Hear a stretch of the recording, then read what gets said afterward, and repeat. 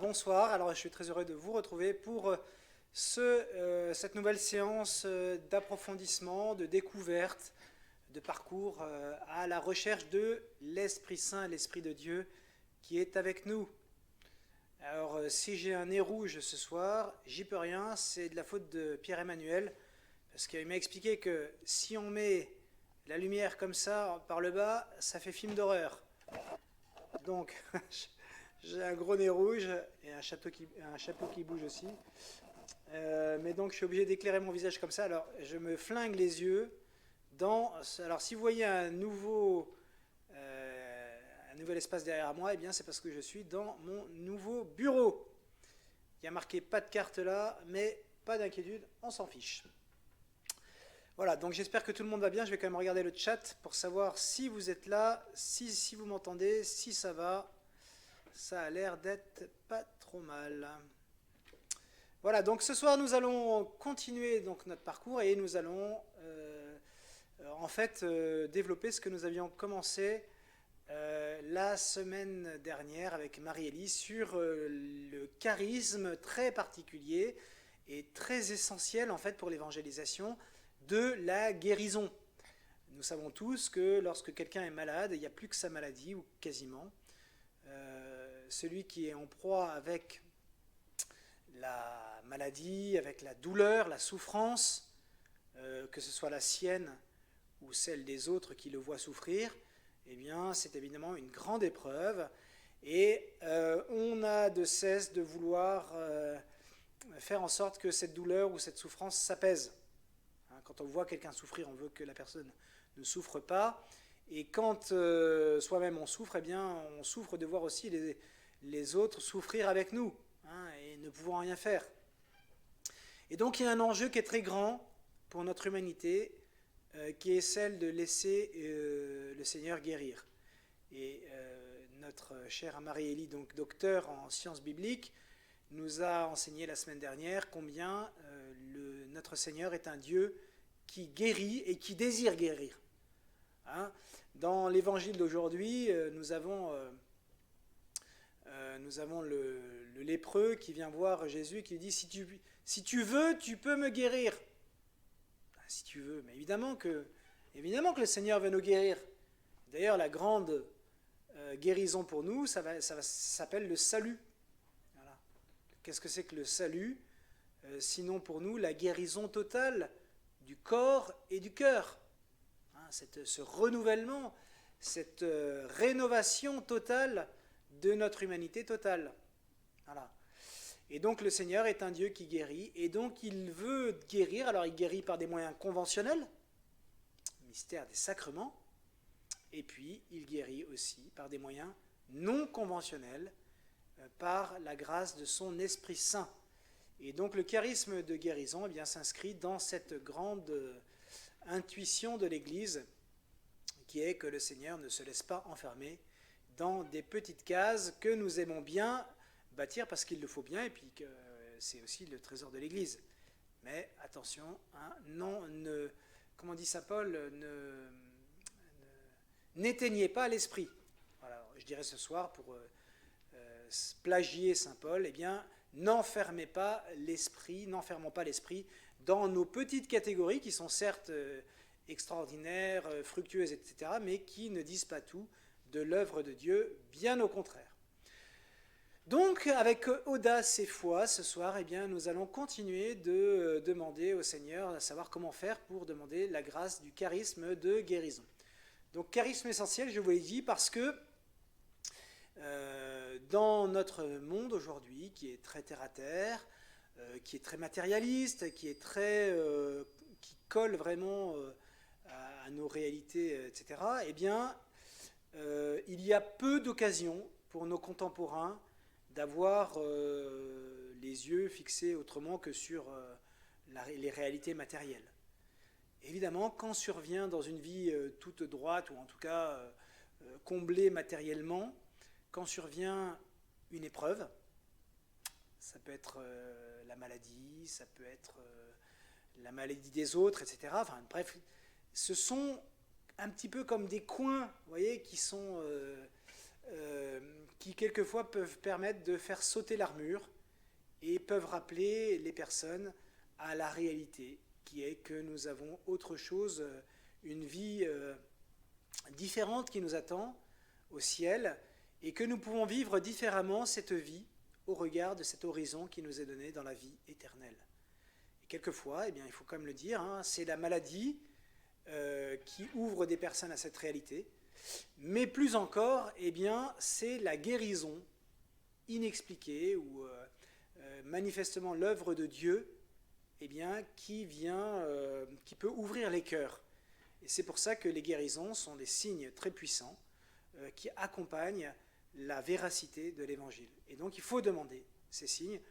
Alors, ce soir, première partie, nous verrons donc, encore une fois, le charisme de guérison. On va un petit peu approfondir. Alors, je ne me permets pas d'approfondir, évidemment, de passer derrière Marie-Élie, mais enfin, je pense qu'il y a quand même des choses encore à préciser. Ce sera la première partie.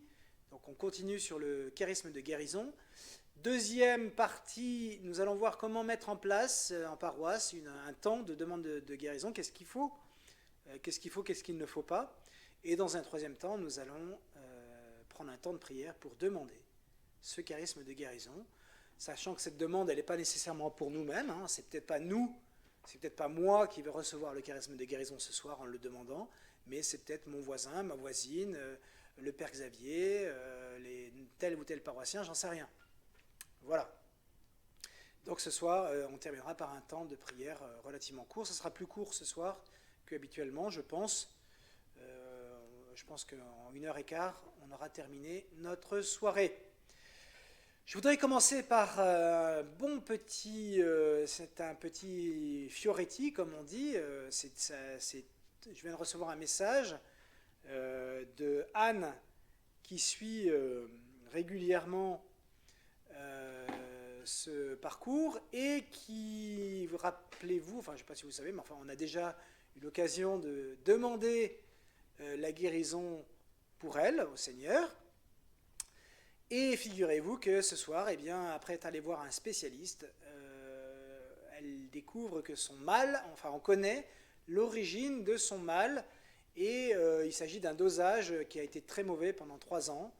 Et donc normalement, eh bien, en retrouvant un dosage normal, eh bien, elle retrouvera une santé, j'espère, de fer. Voilà, donc c'est une merveilleuse nouvelle, puisque vous voyez, quel que soit le canal par lequel advient une guérison ou une situation s'améliore, eh bien, rendons gloire à Dieu. Donc je rends gloire avec vous au Seigneur, eh bien, pour cet état d'Anne, notre sœur sur la paroisse, qui certainement va dès aujourd'hui s'améliorer grâce à un meilleur dosage d'un médicament qu'elle prenait depuis longtemps. Voilà, donc merci Seigneur d'obtenir la guérison à notre sœur telle que nous l'avons demandé. Voilà, demandez et vous recevrez. Eh bien, tout de suite, nous allons entamer donc ce parcours. Alors, je voulais replonger avec vous dans la parole de Dieu pour vous regonfler un petit peu, vous donner des exemples, alors à la fois dans l'Écriture et puis dans l'histoire de l'Église, des exemples pour vous redonner la saveur de savoir demander la guérison en demandant le charisme de guérison. Donc voici que nous sommes... on doit être dans les Actes des Apôtres, mais je crois que je n'ai pas marqué la référence, donc je suis désolé.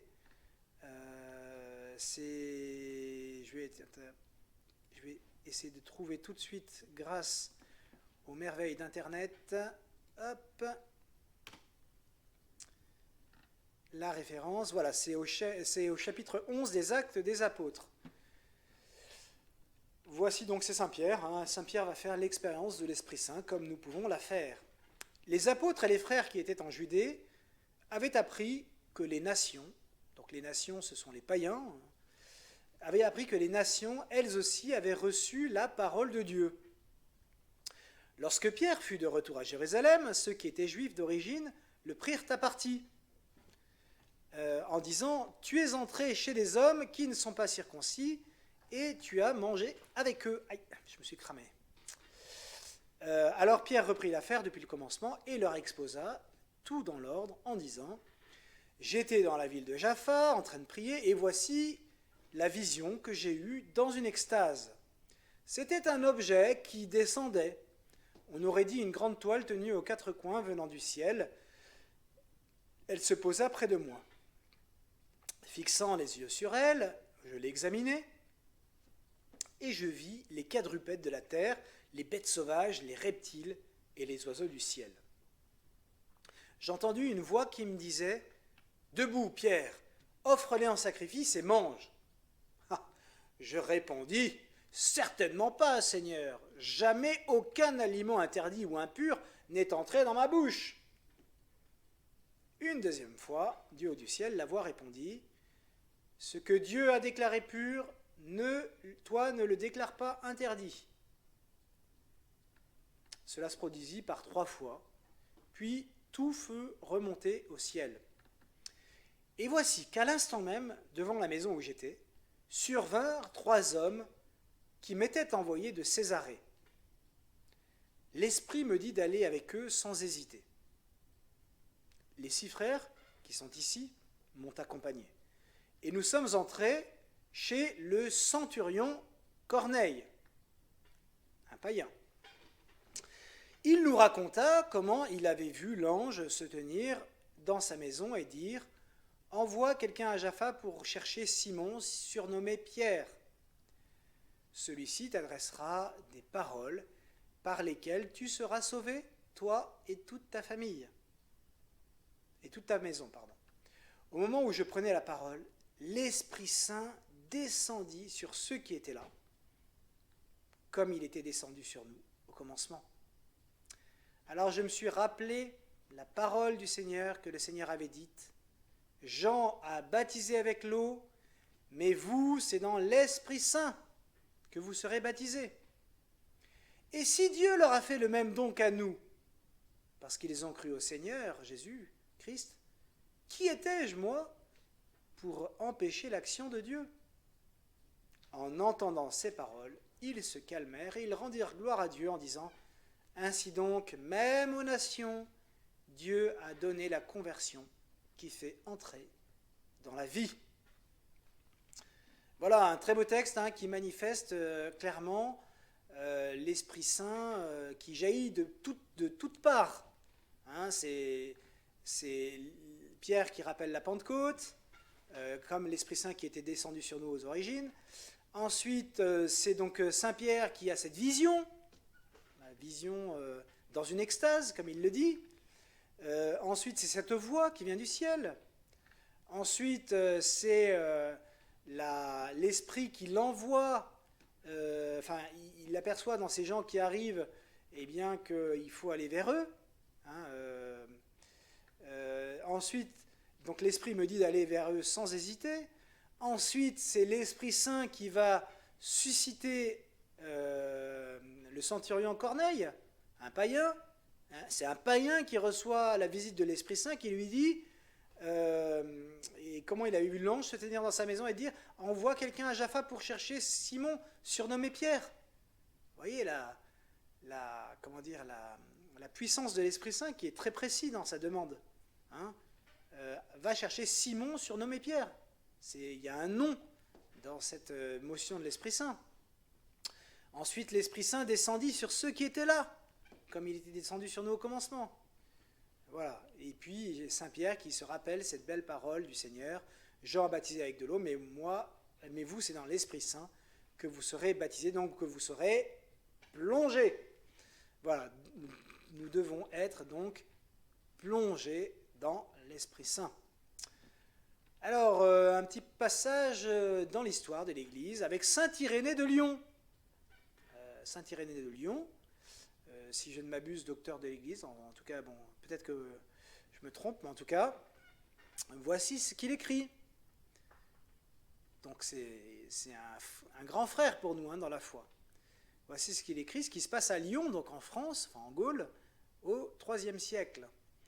Les chrétiens font des miracles en son nom pour le bien des autres, selon le don que chacun a reçu de lui. Car certains chassent vraiment les démons de sorte que ceux qui ont été purifiés des mauvais esprits croient souvent dans le Christ et rejoignent l'Église. D'autres ont la connaissance des choses à venir. Ils ont des visions et des prophéties. D'autres encore guérissent les malades, c'est ce qui nous intéresse ce soir, en posant leurs mains sur eux. Et ils sont guéris. Oui, d'ailleurs, les morts ont même été ressuscités et sont restés parmi nous pendant de nombreuses années. Voilà. On ne peut pas remettre en cause, évidemment, la parole de saint Irénée de Lyon.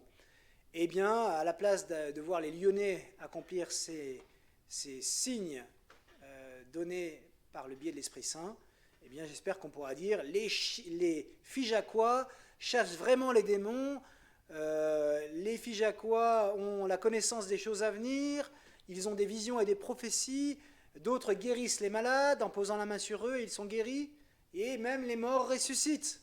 Voilà, il faut espérer ça pour notre belle paroisse. On va faire un détour aussi par l'histoire au travers de saint François Xavier, grand évangélisateur. Eh bien, voici ce qu'il écrit lorsqu'il a été assailli de demandes de visites et de prières pour les malades dans les villages. Il y avait tellement de demandes qu'il était complètement submergé. Il a vraiment eu une œuvre d'évangélisation exceptionnelle. Et voici ce qu'il écrit. Donc il écrit à ses frères restés en France. « Il m'était impossible de satisfaire tout le monde. Alors j'ai trouvé une façon de les servir tous. Comme je ne pouvais pas y aller moi-même, j'envoyais des enfants en qui j'avais confiance, des enfants. Ils se rendirent auprès des malades, rassemblèrent leurs familles et leurs voisins, récitèrent le credo avec eux et encouragèrent les malades à croire qu'ils seraient guéris. Puis ils ont récité les prières de l'Église et Dieu a été ému par la foi et la piété de ses enfants et des autres et a restauré la santé de corps et de l'âme d'un grand nombre de malades. Comme il a été bon avec eux, il a fait de la maladie de leur corps l'occasion de les appeler au salut et les a attirés à la foi chrétienne presque par la force. » Là il écrit à Rome. Donc c'est la lettre numéro 14, écrite en 1542. Vous avez bien entendu, saint François Xavier, il rapporte qu'il a demandé à des enfants d'aller prier auprès des malades, et cette simple prière des enfants a permis de grandes guérisons. Voilà, il peut se passer exactement la même chose chez nous. Et j'espère que ça va arriver. Voilà, j'aimerais enfin terminer avec cette petite remarque. C'est un petit passage en préparant les topos. Je me suis dit que j'allais vous le lire parce que j'ai trouvé que c'était très, très instructif. Voici ce qu'écrit donc Marie Elie, le docteur Marie Elie. La résurgence extraordinaire des signes et des merveilles aujourd'hui n'est pas quelque chose d'étranger à l'Église catholique. C'est un simple retour à la normale et une redécouverte de ce qui fait notre ADN, la puissance de l'Esprit Saint et ses dons surnaturels, comme l'équipement normal donné par le Seigneur ressuscité à tous les croyants baptisés pour leur mission évangélisatrice.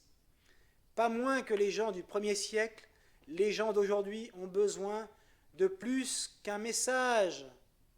Ils ont besoin d'une rencontre avec notre Sauveur Tout-Puissant, ébranlant la prison, brisant les chaînes, guérissant, délivrant.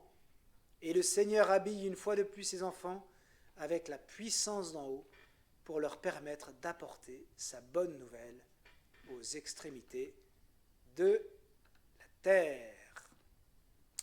Alors tout de suite, si vous le voulez bien, notre premier topo, si j'arrive à le mettre en place. Oui, ça va le faire.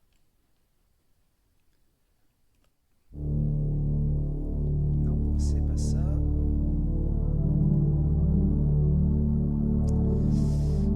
Tac.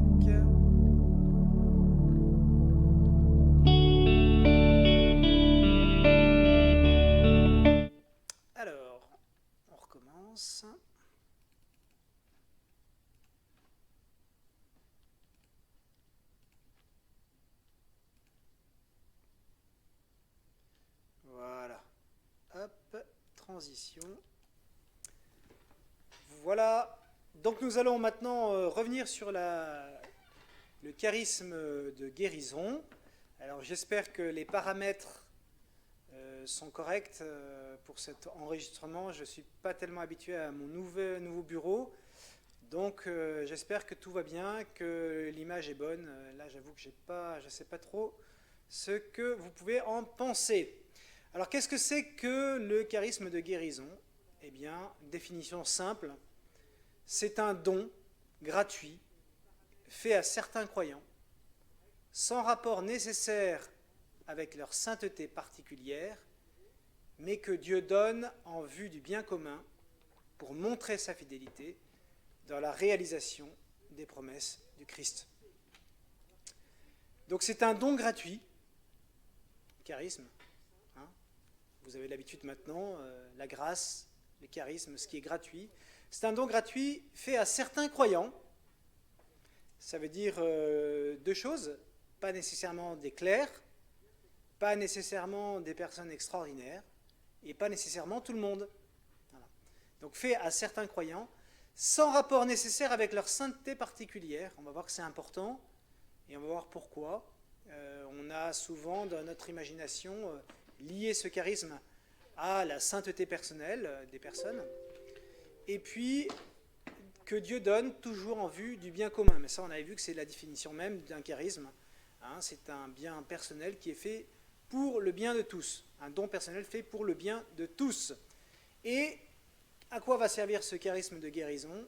Eh bien, à montrer la fidélité de Dieu dans la réalisation des promesses du Christ. Le Christ vient recréer le monde, il est l'auteur de la nouvelle création, et cette anticipation de la nouvelle création passe par la guérison. Pourquoi? Parce que la guérison, en réalité, c'est un appel du pied pour nous faire penser à la grande guérison qu'est le salut. Et d'ailleurs, on distingue de manière médicale, on fait la distinction entre sauver et guérir. Ce qu'on demande, c'est la guérison dans le charisme de guérison. Le salut, de toute façon, est donné par le Christ. Alors, je suis un peu gêné par la lampe que j'ai ici. Je suis désolé si vous êtes, si vous allez trouver, je vais avoir des comportements anormaux, mais ça me fait très mal aux yeux. Voilà. Alors, d'abord, la guérison. Guérir fait partie de la mission de Jésus. Jésus, dans l'Évangile, eh bien, passe son temps à guérir. Et cette attitude de Jésus, elle est annoncée clairement au moment où il annonce, où il fait le résumé de sa mission. Rappelez-vous, il est dans la synagogue et il va proclamer la parole et il va faire la plus rapide homélie qui soit. Cette parole, c'est aujourd'hui qu'elle s'accomplit, point barre. Et qu'est-ce qu'il va dire? Quelle est cette parole? Eh bien, il va lire Isaïe. « L'Esprit du Seigneur est sur moi parce que le Seigneur m'a consacré par l'onction. Il m'a envoyé porter la bonne nouvelle aux pauvres, annoncer aux captifs leur libération et aux aveugles qu'ils retrouveront la vue, remettre en liberté les opprimés, annoncer une année favorable accordée par le Seigneur. » Jésus referma le livre, le rendit aux servants et s'assit. Tous dans la synagogue avaient les yeux fixés sur lui. Alors, il se mit à leur dire « Aujourd'hui s'accomplit ce passage de l'Écriture que vous venez d'entendre. » Donc, par où passe la bonne nouvelle? Eh bien, annoncer aux captifs leur libération, aux aveugles qu'ils retrouveront la vue. Et ça, évidemment, eh bien, c'est une œuvre de guérison. Jésus n'a pas fait uniquement, lui, des guérisons. Il a confié à l'Église, par ses apôtres, eh bien, la mission de guérir, de prendre soin du corps et de donner la guérison. Alors, Jésus appela ses 12 disciples et leur donna le pouvoir d'expulser les esprits impurs et de guérir toute maladie et toute infirmité. Donc, si vous voulez, il faut être convaincu que le don de la guérison est à la fois partie prenante de la mission de Jésus, mais alors on pourrait se dire, ouais, c'est Jésus, c'est bon, c'est pas nous. Mais justement, clairement, et c'est tout à fait étonnant, Jésus donne pour mission à ses apôtres de guérir. Hein, il leur donne le pouvoir d'expulser les esprits impurs et de guérir toute maladie et toute infirmité.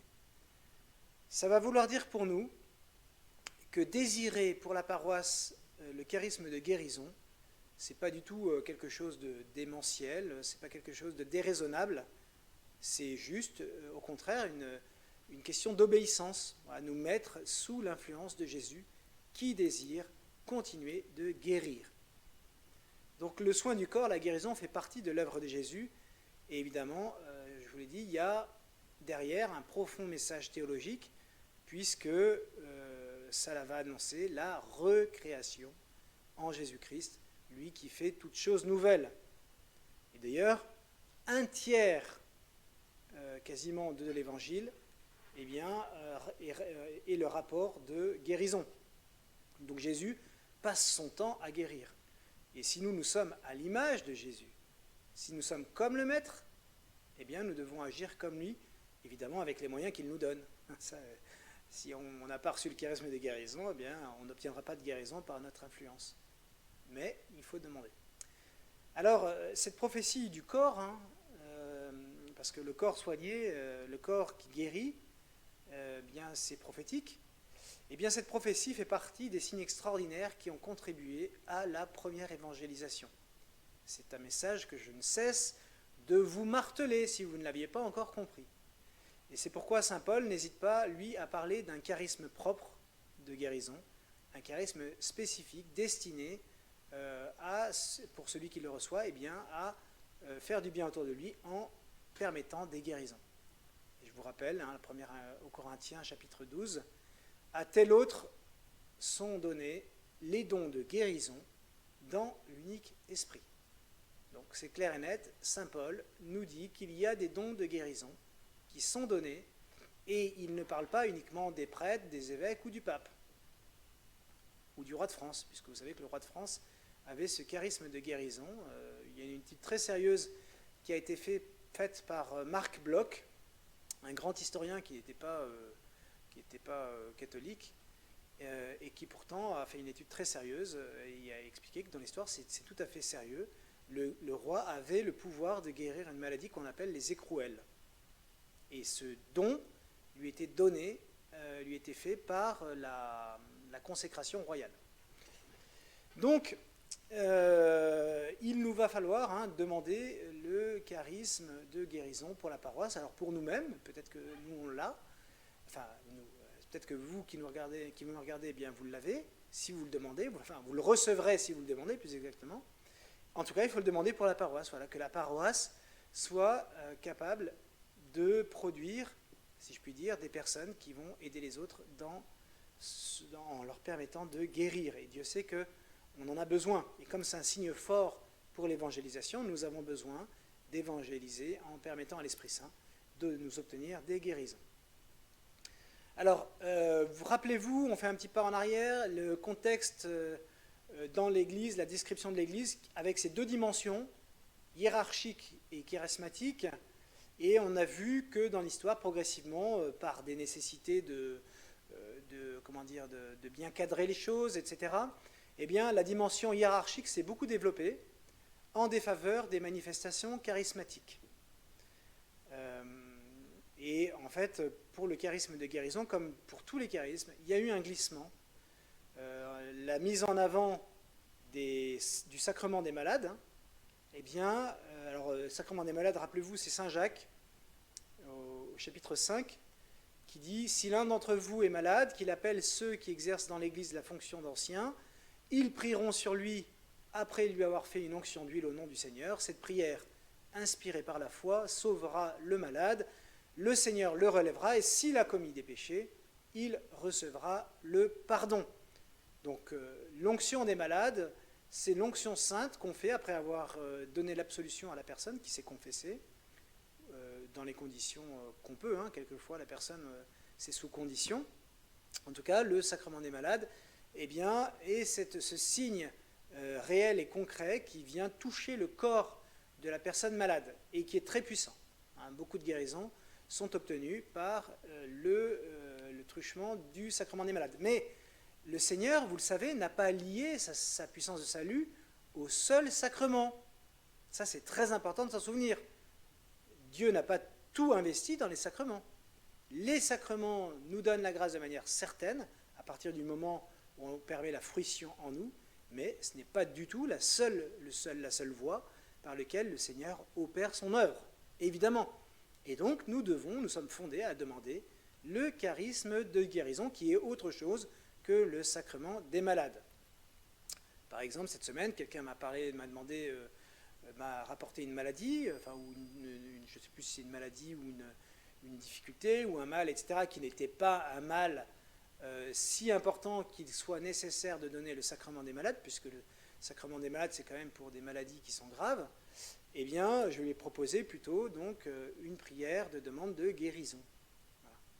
Donc le don de guérison est devenu presque exclusivement l'apanage des personnes particulières dans l'histoire de l'Église. Eh oui, ce sont les saints. Ou alors, le charisme de guérison a été cantonné à des lieux. Pensez à Lourdes. Il y a beaucoup de gens qui vont à Lourdes, et grâce à Dieu, parce que c'est vrai qu'il y a des miracles qui s'y opèrent, il y a des guérisons inexpliquées. Mais en fait, cet avatar de l'histoire de l'Église fait que, parce qu'on a confondu, si vous voulez, le fait que, qu'est-ce que c'est que le saint? C'est celui qui, comme dit la prière eucharistique, est en amitié avec Dieu.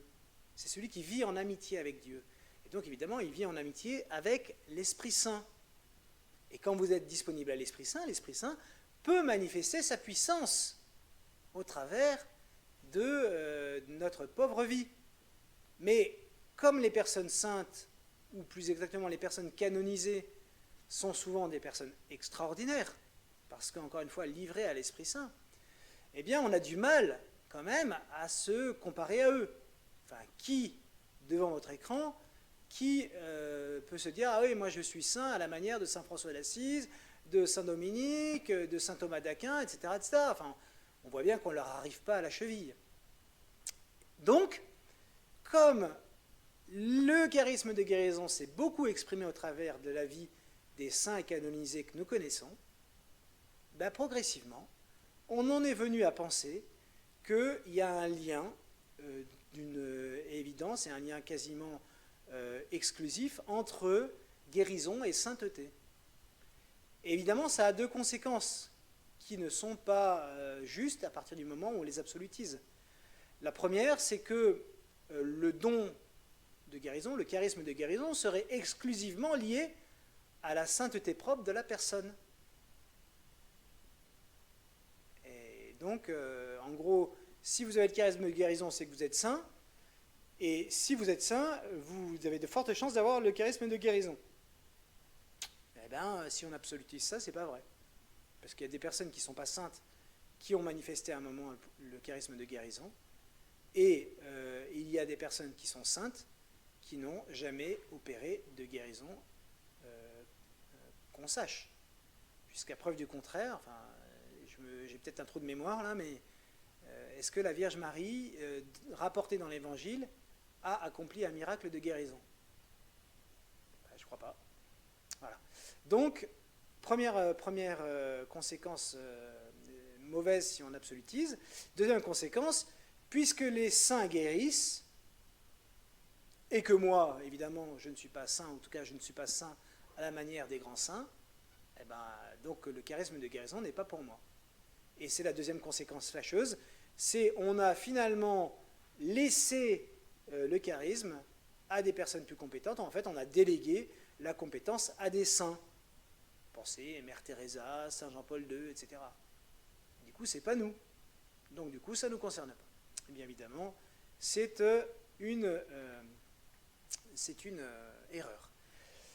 Alors le cardinal Cantalamessa a une réflexion intéressante parce qu'il constate que le développement des soins institutionnalisés a augmenté considérablement l'attitude des chrétiens, donc de nous-mêmes, de nous tourner vers la nature en leur faisant perdre progressivement l'horizon de la grâce. Et oui, parce que les dispensaires, les hôpitaux, tous les soins organisés, etc., eh bien, c'est en quelque sorte le charisme de guérison qui s'est institutionnalisé. Vous avez mal à la patte, aujourd'hui, qu'est-ce que vous faites? Qu'est-ce que je fais? On va à l'hôpital. Premier, voilà. C'est en quelque sorte, et qu'est-ce qu'on en attend? On attend d'être soigné, on attend d'être apaisé. Et donc, c'est intéressant parce que sa réflexion, il dit, en fait, il y a en quelque sorte le charisme de guérison qui s'est laissé institutionnaliser. Voilà. Mais évidemment, il y a... Encore une fois, ce n'est pas la seule manière. Hein, en appeler la nature pour demander un bienfait du corps, ce n'est pas la seule voie. Il y a aussi la voie de la grâce, et la voie de la grâce, elle passe par le charisme de guérison. Voilà, ou par la demande de guérison aussi, hein, quand vous faites une prière de guérison et que vous obtenez ce que vous demandez dans la prière. Et enfin, je dirais qu'il y a aussi, rappelons-nous, dans ce contexte des guérisons multiples, ou plutôt des multiples voies par lesquelles on peut obtenir une guérison, il y a, donc je vous ai parlé du sacrement des malades, sacrement des malades qui a été quand même redécouvert ou remis en valeur par la réforme conciliaire, hein, puisqu'avant, rappelez-vous, on parlait d'extrême onction. Aujourd'hui, on ne parle plus d'extrême onction. Et parce qu'on parlait d'extrême onction, c'était donc un sacrement qu'on ne donnait qu'à l'extrémité de la vie. Et donc, il n'était pas question de donner l'extrême onction pour... Enfin, je ne sais pas si, peut-être que dans l'usage, peut-être que si, mais en tout cas, au niveau théorique, l'extrême onction, ce n'est pas fait pour la maladie qui est très grave, mais qui ne va pas vous emmener tout de suite vers la mort. Donc, on ne donnait pas largement ce sacrement. Aujourd'hui, on a tendance à le donner très largement, et heureusement, puisqu'il est extrêmement puissant. Mais en réalité, et c'est pour ça que je fais cette petite parenthèse, le sacrement des malades n'est pas d'abord là, enfin, il est puissant pour guérir, attention, hein, mais je crois que la réalité la plus importante du sacrement, c'est qu'elle confère aux malades une mission. Elle confère aux malades une mission dans l'œuvre de Dieu, dans l'œuvre de salut. Le malade qui reçoit le sacrement des malades reçoit la mission d'être associé à Jésus-Christ dans son œuvre de salut, et il va le faire non pas au travers de son intelligence, de ses capacités, de tout ce que vous voulez, de ses talents, mais il va le faire au travers de l'épreuve qu'il vit.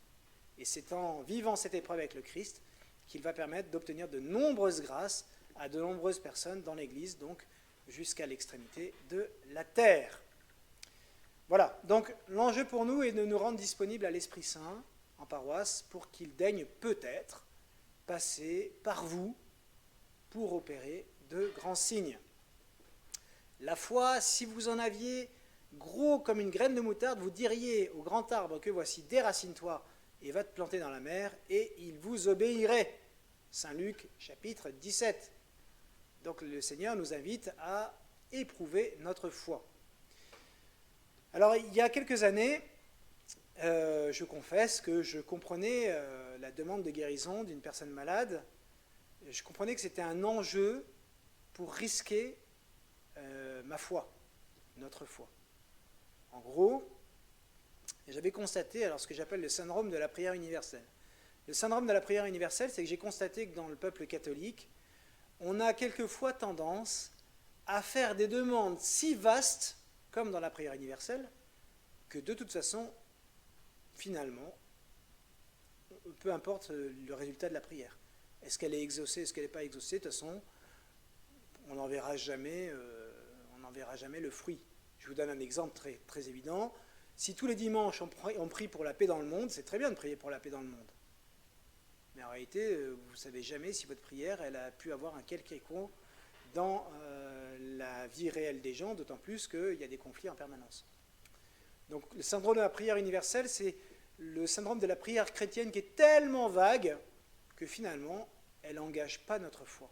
En revanche, j'ai toujours constaté que si vous demandez la guérison pour quelqu'un, et que vous lui dites « je prie pour que tu guérisses », non pas « je prie pour toi », mais « je prie pour que tu guérisses », alors là, évidemment, notre foi est mise en jeu. Évidemment, parce que je prends le risque de ne pas être exaucé. Et ça, vous voyez, Ça met notre foi réellement à l'épreuve, hein, puisqu'il y a en quelque sorte un peu comme le marchandage de tapis entre le Seigneur et Abraham. Hein, je vais détruire la ville. Ah non, mais s'il y a 30 justes, s'il te plaît, ne détruis pas la ville. D'accord, s'il y a 30 justes, ne détruira pas la ville, etc. Donc, de la même manière, notre prière, vous voyez, elle ne doit pas être tellement vaste que de toute façon, elle n'a aucun résultat concret. Non, demandez des choses qui sont extrêmement concrètes. Demandez votre guérison, demandez la guérison de votre voisine, demandez la conversion de votre voisin, etc., etc.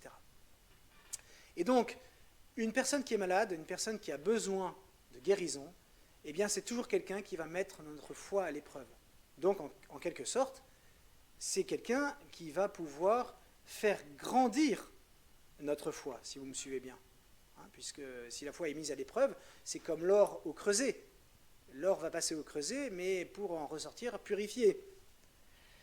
Et maintenant, vous voyez, ça c'est la première étape. Donc la personne malade, déjà, si on prie pour elle, si on prie pour demander la guérison, ça engage notre foi.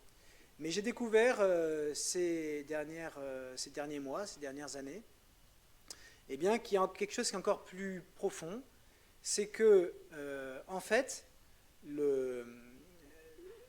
notre foi, elle doit aller jusqu'à prier directement sur la personne, pour la prendre comme un témoin de notre foi.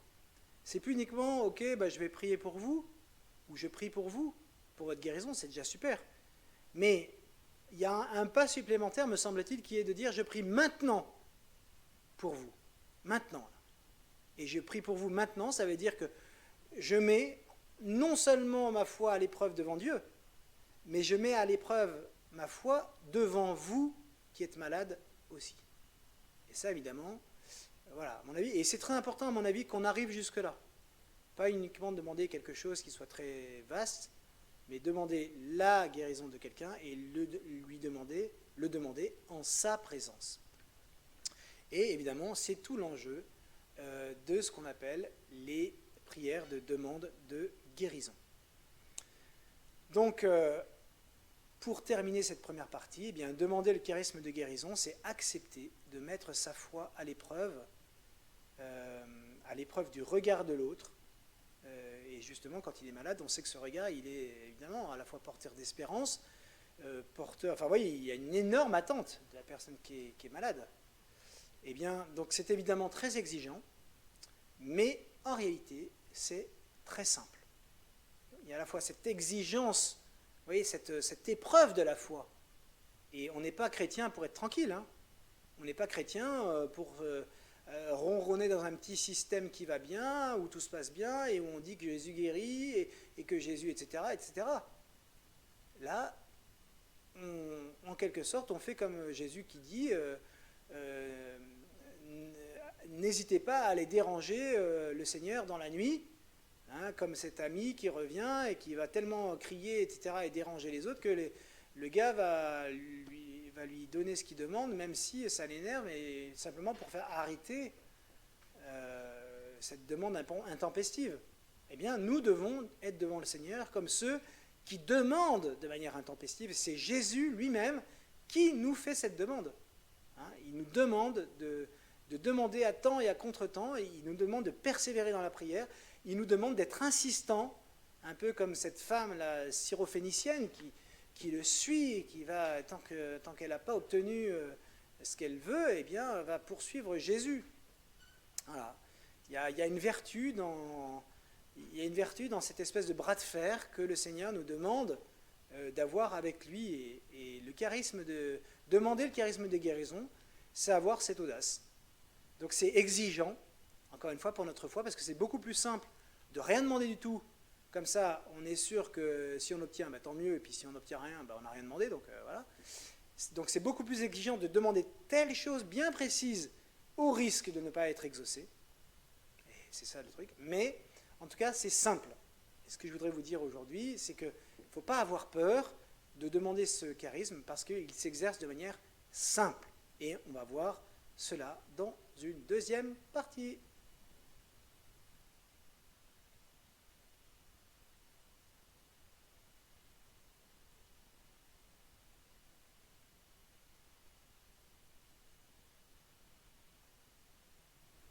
Donc deuxième partie de topo, deuxième topo, quel modèle pour une prière de demande de guérison? Qu'est-ce qu'on va pouvoir organiser sur la mission catholique de Figeac? Eh bien pour demander et puis j'espère obtenir des guérisons. Alors il faut savoir que sur ce terrain-là, évidemment, on s'appuie, hein, comme des petits frères ou des petites sœurs, sur l'expérience de ceux qui passent avant nous et qui, eux, ont l'expérience. Moi, j'ai vécu dans ma vie une ou deux soirées de demande de guérison. Donc, et j'ai pratiqué, je sais pas, peut-être 5 ou 6 fois cette demande de guérison. Donc, voilà, on s'appuie toujours sur ceux qui ont l'expérience, qui savent les erreurs qu'ils ont pu faire et qu'il ne faut pas refaire, etc., etc. Donc ça demande quand même beaucoup d'humilité, mais c'est très bien, c'est génial, parce que du coup, le chemin a déjà été emprunté. Donc, voici le schéma donné par Marie Illy dans un bouquin qui s'appelle « Guérir ». Voilà. Avec en sous-titre « Comment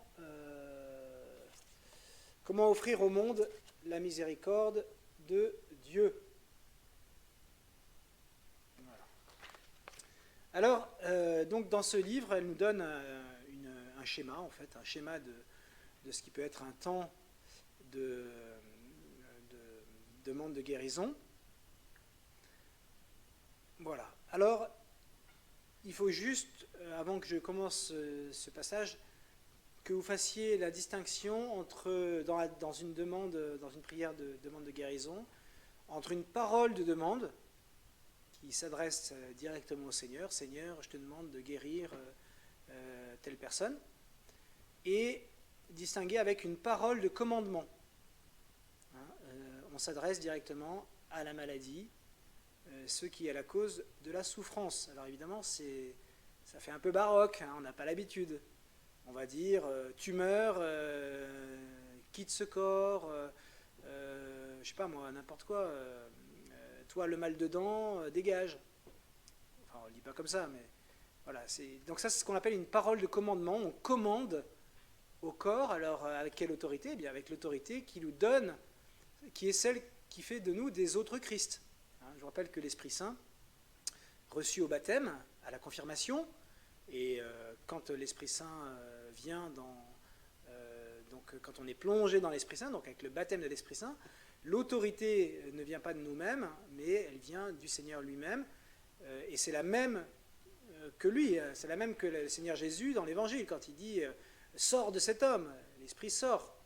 Eh bien, c'est au nom de l'autorité du Christ qu'on est capable de dire, parce que membre du corps du Christ, tu meurs, sors de ce corps, etc., etc.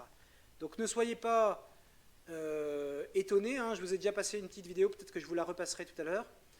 En tout cas, ne soyez pas étonnés, c'est une façon de faire, voilà, qui est ce qu'elle est. En tout cas, le Seigneur daigne faire porter des fruits à cette manière. Alors, par quoi on commence? Donc il y a 5 points. Premièrement, un entretien préalable, hein, à la personne qui demande la guérison. Ensuite, un temps de prière. Une prière de foi, et c'est là où il va y avoir donc parole de commandement ou parole de demande. Et puis, il va y avoir un temps d'interrogation, hein, de prise en compte de la personne, et puis un temps après la prière. Alors, je vous décris simplement voilà, ce que Marie Illy nous livre dans son livre « Guérir ». Donc, premièrement, il va y avoir une phase d'entretien avec la personne.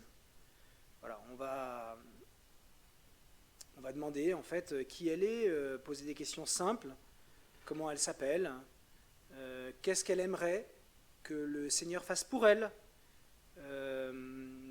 depuis quand elle souffre, est-ce qu'elle connaît la cause de sa souffrance.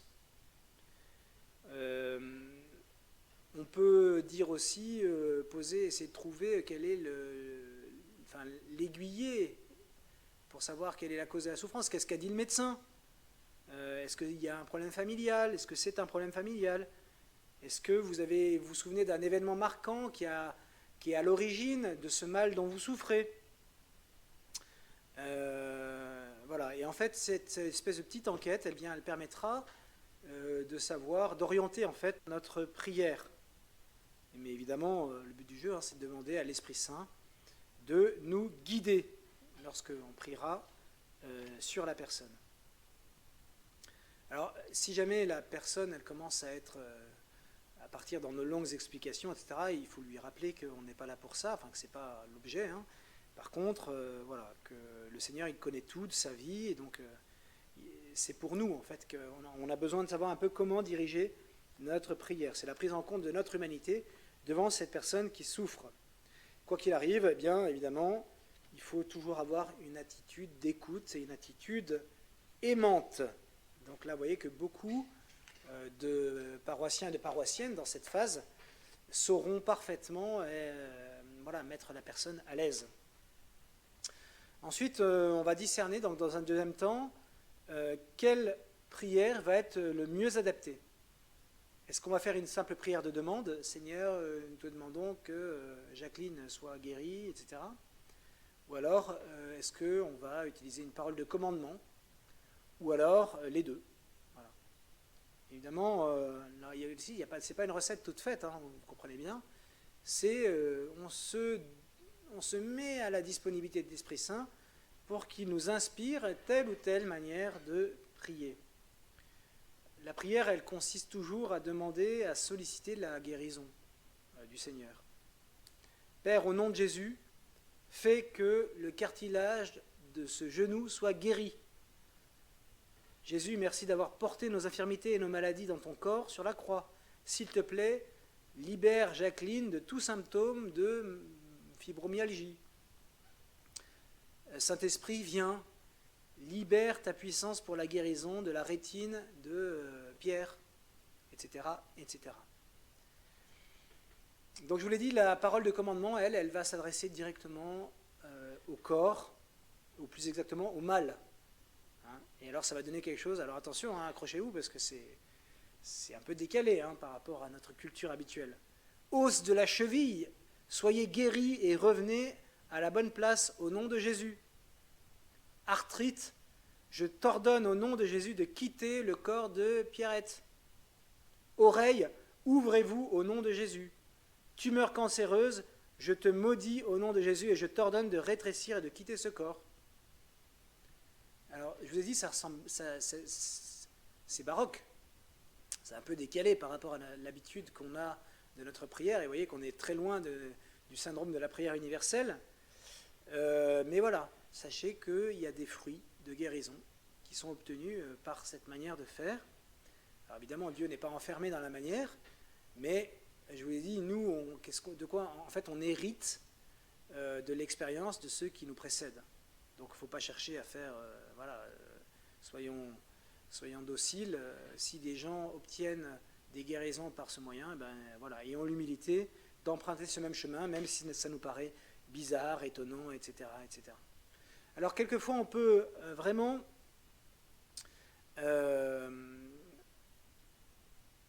évoquer un problème douloureux qui est à l'origine du mal. Et ça peut être par exemple penser une blessure, quelqu'un qui a été blessé après un accident de voiture. Je vous ai déjà raconté, je crois que cette histoire de la personne qui, lors d'une prière de demande de guérison, elle n'obtenait pas la guérison demandée. Et il y a une personne qui a pensé à lui demander, mais enfin, parce qu'elle dit elle a été accidentée. Et en fait, une des personnes présentes, inspirée par l'Esprit Saint, lui demande, mais au fait, vous avez été accidenté, mais est-ce que c'est vous qui êtes à l'origine de l'accident ? Non, c'est pas moi. Ah, et donc, est-ce que vous en voulez à la personne qui vous a blessé ? Et la personne a dit, oui, je lui en veux encore. Et à partir du moment où elle accepte de demander, d'accorder son pardon à la personne, c'est là qu'elle a été guérie. Et ça, c'est finalement très caractéristique. Il y a de nombreuses guérisons qui seront obtenues à partir du moment où la personne elle accepte de donner son pardon à quelqu'un qui a commis une offense. Et c'est-à-dire, si vous comprenez bien, c'est qu'il y a beaucoup de mots qui adviennent parce que les personnes sont en conflit, parce que les personnes ont eu un problème avec, enfin, on a été injuste avec eux, etc., ou on leur a été gravement injuste, on leur a fait du mal, etc. Et la personne qui n'arrive pas à au moins entamer un chemin de pardon, de demande, enfin de don de son pardon, eh bien, quelquefois, il y a des guérisons qui sont arrêtées à cause de ça. Donc, il peut être tout à fait opportun, eh bien, de se poser la question, enfin, de poser la question à la personne, délicatement, évidemment, hein, sans jamais entrer dans ce qu'on appelle le fort intérieur, c'est-à-dire le tréfonds de la personne qu'on n'a pas à connaître, c'est le secret de Dieu, et c'est son secret. Mais, par contre, eh bien, on peut quelquefois, si vous avez la puce à l'oreille, eh bien, poser des questions dans le sens de pouvoir lui faire comprendre à la personne que peut-être il y a un pardon à donner et donc peut-être débloquer les situations à cause de ce pardon qui n'est pas donné. On peut se poser cette question, cette maladie peut-être est-elle liée à quelque chose que vous auriez fait par le passé? Là, c'est quand, par exemple, des personnes sont malades, je sais pas moi, quelqu'un qui a beaucoup fumé, qui a un cancer, etc. Est-ce que le Seigneur vous montre quelque chose pour lequel nous devrions prier avant d'aller plus loin? Voilà, vous voyez, c'est une façon délicate, eh bien, évidemment, de donner à la personne les clés pour s'ouvrir à la guérison. Quelquefois, les clés, hein, c'est verrouillé. Le Seigneur veut bien donner sa guérison, mais s'il n'y a pas de demande de pardon, par exemple, eh bien, il ne peut pas. Il va pas forcer la personne. En tout cas, nous-mêmes, nous n'avons évidemment jamais à accuser. Nous n'avons jamais à creuser si c'est pas... Voilà. Rappelez-vous, les charismes sont toujours donnés pour faire grandir la charité et donc le respect envers les personnes. On doit vraiment aimer la personne pour qui on prie. Troisième phase, donc prière de foi. On va demander à la personne si on peut la toucher, par exemple placer notre main sur l'épaule ou à l'endroit qui lui fait souffrir, évidemment à condition que ça ne soit pas gênant. Et vous voyez, il est très important d'avoir une attitude douce, respectueuse. Et on va inviter la personne non pas à prier, mais à se détendre, à accueillir voilà, ce qui va se passer. C'est nous qui prions, elle se laisse faire. Il y a une sorte de dépossession, vous voyez, de la personne qui demande de l'humilité. Et puis on va lui demander si elle sent quelque chose.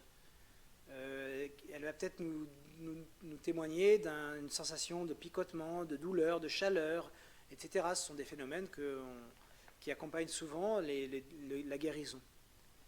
Et puis on va demander au Saint-Esprit de venir. Voilà. Viens, Saint-Esprit. Et puis on va attendre la venue de l'Esprit Saint avant de poursuivre. Et quelquefois, on peut rester en silence. Voilà, c'est important, évidemment, à ce moment-là, d'être uniquement le canal de l'Esprit Saint, de s'en remettre à lui. Voilà. Père, au nom de Jésus, je te demande de délier les tensions de cette moelle épinière. Au nom de Jésus, je t'ordonne à tous les nerfs bloqués de se détendre et de s'apaiser. Douleur, quitte le coup de machin et que tous les disques reviennent à leur place. Voilà. Il vaut mieux ne pas dire les choses du genre si c'est ta volonté. Parce qu'évidemment, quelquefois, hein, comme je vous le disais tout à l'heure, c'est un peu comme aujourd'hui dans l'évangile, quoi. Si tu le veux, tu peux me guérir. Ouais, ben, évidemment que je... Voilà. Donc, il faut pas masquer notre manque de foi par des phrases du type « Ah ouais, si c'est la volonté de Dieu ». Non, on met notre foi à l'épreuve dans cette prière. On peut peut-être passer pour des imbéciles, des gens qui ne seront pas exaucés, ben c'est pas grave, parce que le jour où le Seigneur daignera exaucer notre prière par son Esprit Saint, évidemment, ben on aura eu raison de tous ces actes de courage que nous avons posés. Ensuite, pendant cette prière, on va marquer des pauses et puis on va l'interroger. On ne va pas avoir peur d'interroger la personne. On va lui demander donc si elle sent quelque chose de spécial, si elle sent un changement dans son état, si elle a une tumeur, si elle sent une diminution, si elle peut se mouvoir alors qu'elle ne pouvait pas, etc., etc. Voilà, donc on demande en fait à la personne d'être témoin elle-même de l'amélioration ou pas. Et s'il y a une amélioration, eh bien remercions le Seigneur. Voilà. L'action de grâce à ce moment-là est très importante. Remercions celui qui nous donne tout. Et par exemple, merci Seigneur d'avoir atténué la douleur. Père, nous te bénissons et nous te remercions pour ce que tu fais. Je t'en prie, fais disparaître les douleurs de ce corps, etc. etc. Voilà. Donc ça, c'était la 4e partie. Donc on interroge la personne. Et puis on va demander donc comment elle se sent, voilà. Si l'esprit semble agir, si elle sent quelque chose physiquement. Voilà. Et si rien ne se passe, eh bien, ne prolongeons pas la prière. Voilà, c'est pas parce que la prière va durer 20 minutes qu'elle sera plus efficace que celle qui dure 5 minutes. Puisque celui qui œuvre, c'est pas nous, c'est l'Esprit Saint. Après la prière, alors c'est le dernier temps, eh bien, si la personne est guérie, évidemment, réjouissons-nous avec tout ce qu'on peut et rendons gloire au Seigneur, et elle sera la première certainement à le faire, comme encore une fois, dans l'évangile, l'aveugle qui est guéri dans l'évangile de ce jour et qui va, alors que Jésus lui dit surtout tu dis rien, qui va le dire à tout le monde. Donc voilà, il faut quand même rester prudent, évidemment. Il n'est évidemment pas question qu'une personne, par exemple, arrête de prendre des traitements si elle pense être guérie, parce que ça peut avoir des conséquences fatales. Donc il faut toujours demander à un médecin, celui qui est spécialiste des symptômes et du corps. Voilà.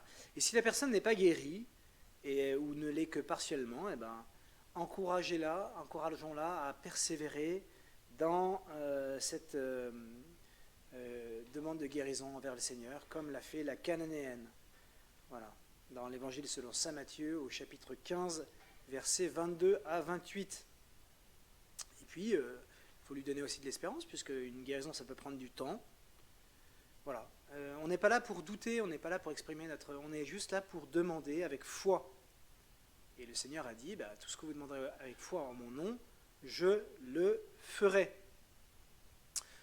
Donc voilà, écoutez, je pense qu'avec ça, on a le schéma donc, pour organiser un temps de demande de guérison. Vous voyez, c'est à la fois exigeant dans le changement d'habitude que ça nécessite pour nous, dans nos habitudes cartésiennes, etc. Et puis, ça demande aussi de la simplicité. Voilà. On s'inscrit dans des façons de faire que l'on n'a pas choisies, qui ne sont pas du tout peut-être, qui ne sont pas familières, mais c'est pas grave.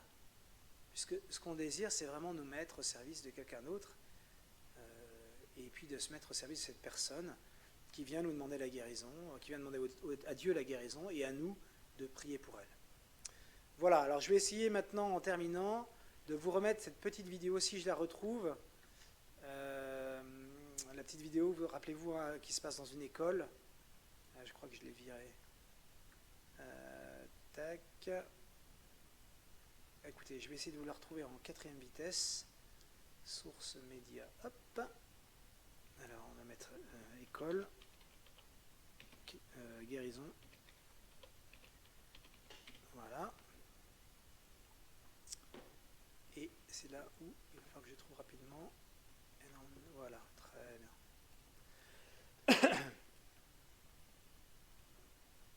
Ok. Alors, est-ce que... Je vais essayer de la passer maintenant pour vous. Hop. Est-ce que ça va marcher? Non. Ça veut pas.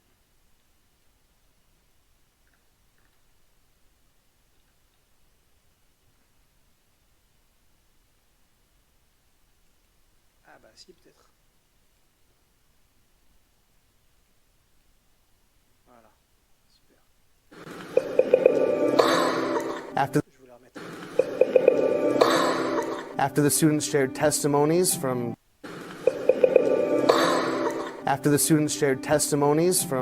the healings that they received through the words of knowledge. Father Matthias then got up and led them in prayers over one another for healing. How many of you encouraged? You guys encouraged? So, this is what we're going to do next. I'm going to ask everyone to stand right now. So you're going to actually participate in this. We're going to actually have each of you pray over people, and then you're going to repeat after me, and we're going to speak words of command. What the theology behind this is essentially that we speak in the name and the authority of Jesus to the body, and the body responds to the word of command. And we're going to do very, very similar, but we're going to actually do this together. So what I'd like you to do is that if anyone has anything wrong with their arms and their shoulders, raise their hand. Any like pain in the arms and shoulders, raise your hand. Raise your hand high. All right, so if you have your hand raised, I want everyone else to kind of, if you can, if you're comfortable with this, actually find out what they're praying for, okay? And then place your hand on them, and we're just going to pray for a little bit. So just ask right now, come Holy Spirit. Come Holy Spirit. Just lay your hands on them if you can. Come Holy Spirit. Come Holy Spirit. It's sometimes helpful to guide your prayer by just imagining the Holy Spirit coming into that part of their arm. Come Holy Spirit. Come Holy Spirit. Come Holy Spirit. Come Holy Spirit. Thank you, Lord. Thank you, Lord. Thank you, Lord. Thank you, Lord. And I want each of you who are praying to repeat after me with faith. The same faith that enabled healing to already happen. Repeat after me. In the name of Jesus, I speak to you arm. I speak to you shoulders, muscles, ligaments, nerves, bones. Be healed in Jesus' name. For the glory of God. Amen. And if you just received prayer, I want you to actually move around, test it out. Test it out. Try to do something you couldn't do before. Try to test it out. Test it out. Test it out, okay? Praise you, Father. Praise you, Father. Praise you, Father. Praise you, Father. Praise you. If you're 80% or better, I want you to wave your hands. 80%. 80%. Come forward. Come forward. 80% better. Okay? Let's give it a round for the Lord. Praise you, Lord. Praise you, Lord. Thank you, Lord. Come forward. Come forward.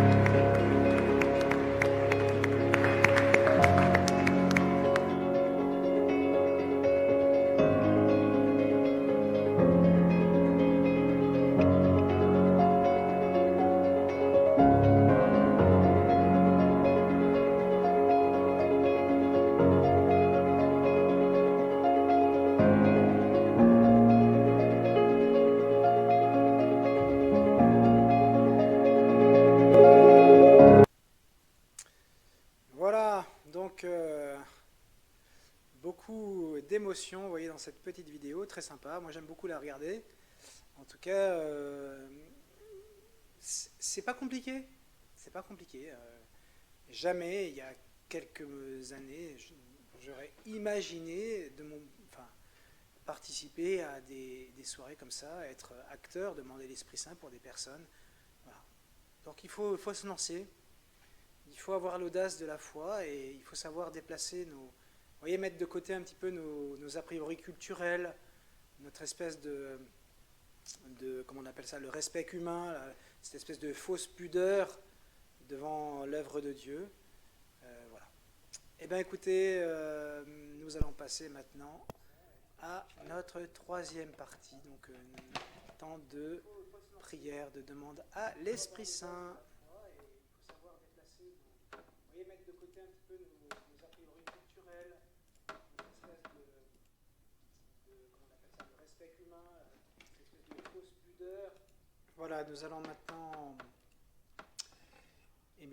demander à l'Esprit Saint, pour terminer cette soirée ensemble, demander à l'Esprit Saint qu'il vienne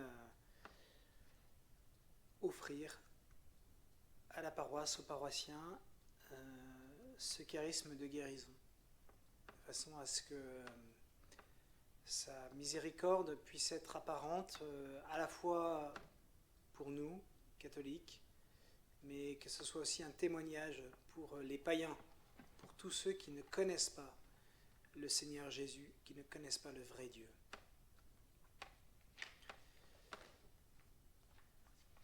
Nous pouvons préparer ceux qui ont un carnet de chant, vous pourrez préparer le chant, page 172, Souffle. Et on va commencer par un beau signe de croix et en invoquant l'Esprit Saint avec le Veni Creator.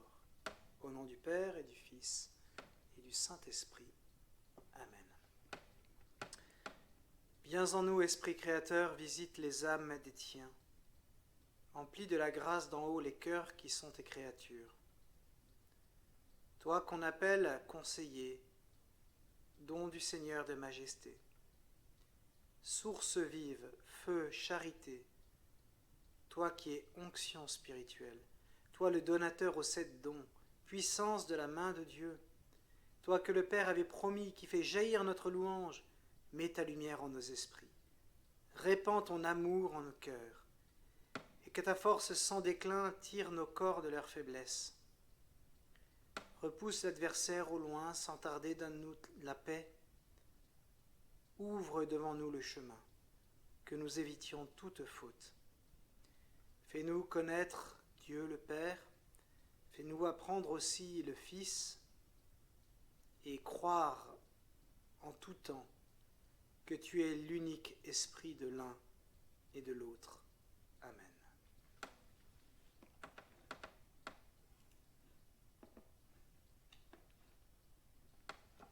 Page 172.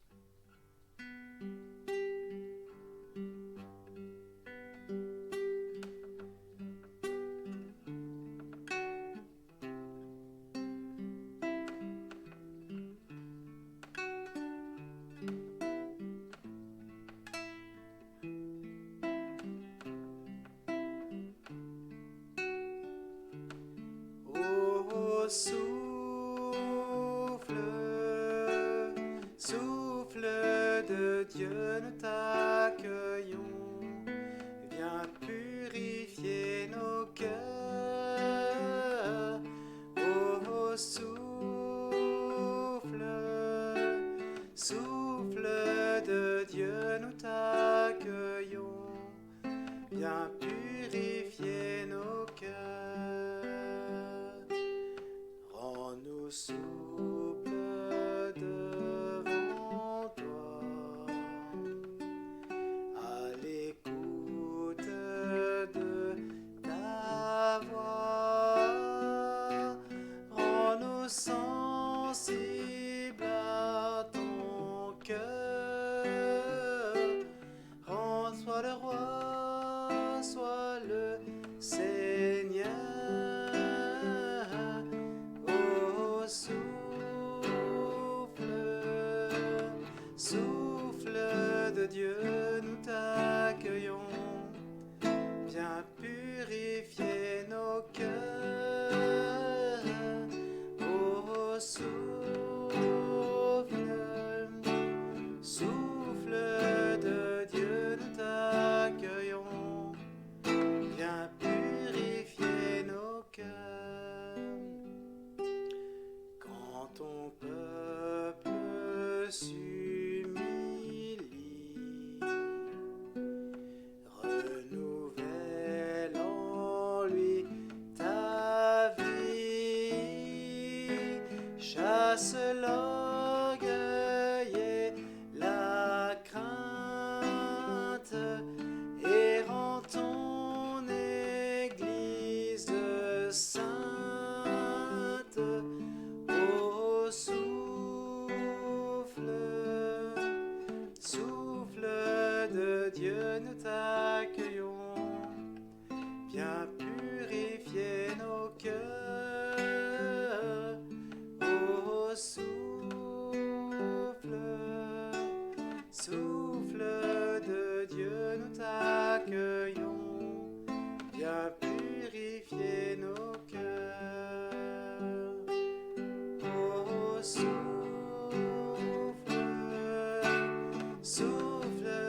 de Dieu, nous t'accueillons. Viens purifier nos cœurs. Oh, souffle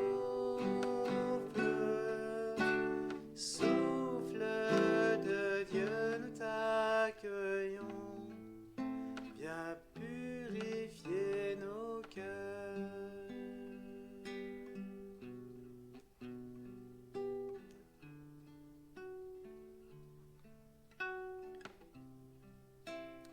Esprit Saint, souverain consolateur, ce soir nous voulons te prier au nom de toute notre belle paroisse. Nous te remercions pour tout ce que tu accordes. Nous te remercions pour le don de la paroisse.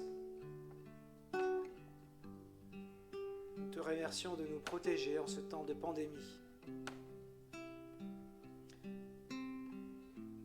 Nous te demandons la grâce de la foi, de l'espérance et de la charité.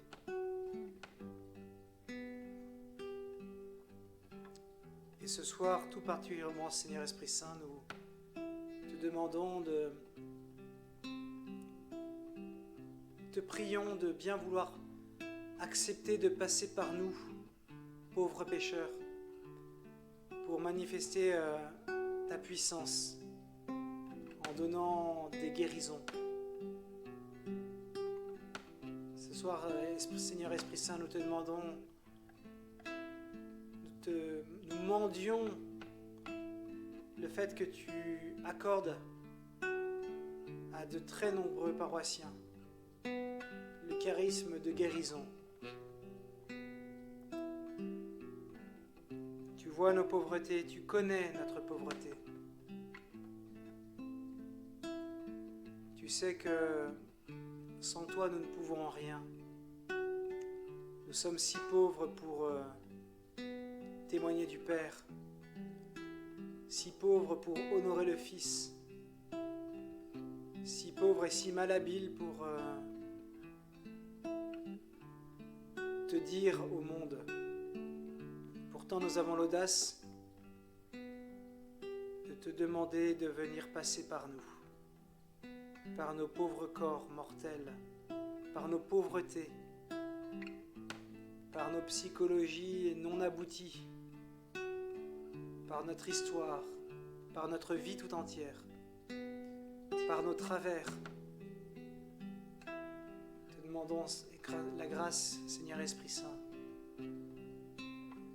de daigner venir dans nos pauvretés pour manifester ta grâce et ta puissance. Seigneur Esprit Saint, toi qui peux tout, donne-nous, daigne passer par nous pour guérir, consoler, relever. Nous n'avons rien d'autre que notre bonne volonté. Seigneur Esprit Saint, daigne descendre sur tous les paroissiens. Donne-nous l'audace d'exercer ce charisme de guérison. Donne-nous l'audace de le demander et donne-nous l'humilité de le recevoir.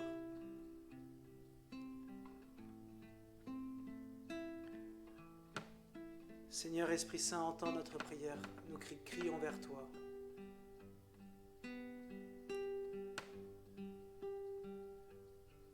Tu peux tout. Et par avance, merci. Merci de tout ce que tu vas nous accorder et de tout ce que tu nous donnes déjà. Oh, souffle, souffle de Dieu, nous t'accueillons. Viens purifier nos cœurs. Oh, souffle, souffle de Dieu, nous t'accueillons. Viens purifier nos cœurs.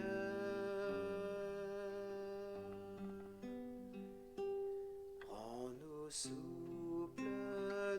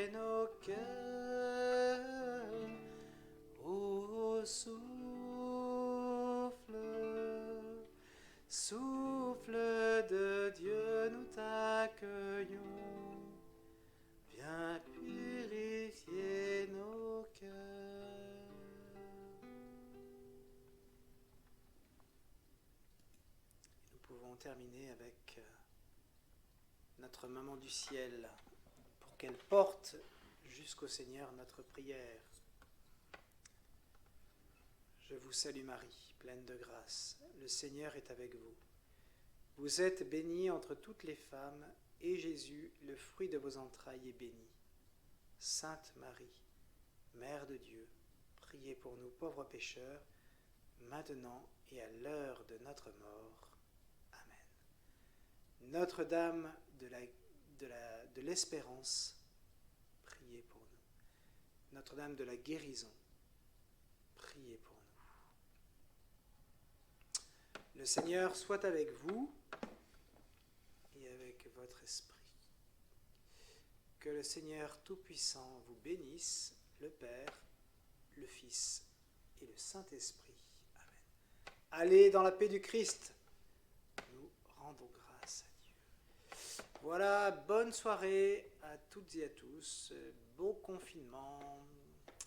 Demain, nous communiquerons sur les nouveaux horaires des messes, en particulier le samedi soir, du fait du couvre-feu.